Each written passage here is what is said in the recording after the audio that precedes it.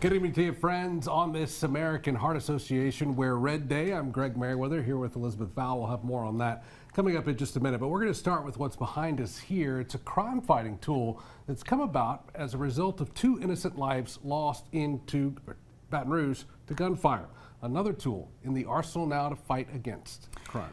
Elise Corville is here to explain how artificial intelligence could help law enforcement track a crime in real time. Elise.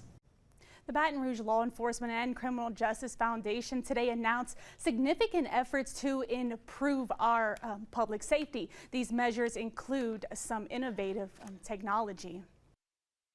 You see them everywhere, cameras, keeping a watchful eye on what is happening in the capital city. But it's impossible for someone to monitor the cameras at all times. And that may be where artificial intelligence can help. Addressing public safety has to be a mix of both investment and enforcement.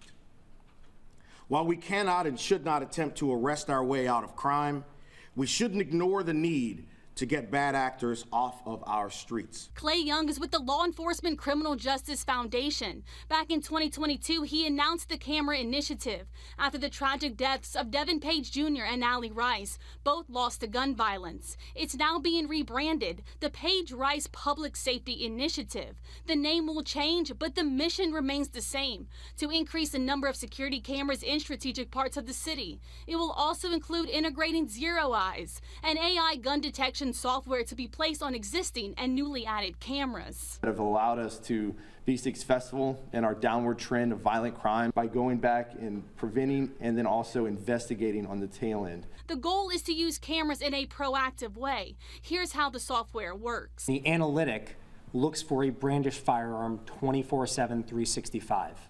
When it detects the brandished firearm, it sends an alert to our 24/7 watch center staffed by former military and law enforcement. They review the detection to verify that it's a true firearm, and then they dispatch that alert to local law enforcement. Local law enforcement is notified within 3 to 5 seconds of the person's description, their last known location, and type of gun. When we're looking at solving crime, preventing crime, it's not only a police matter, but it's an everyone matter, and it takes the entire community. The foundation has entered into a 3-year agreement with Zero Eyes. Young says the software will be added to existing cameras in the most effective way. If you have 50 cameras in your facility and you can only afford, say, the weapons detection software on 10 of them, you can have an assessment done by law enforcement depending on where your building is in the parish. And the foundation is actively partnering with local camera vendors and installation companies to track maintenance and upkeep of the active cameras. Elise Corville, thank you.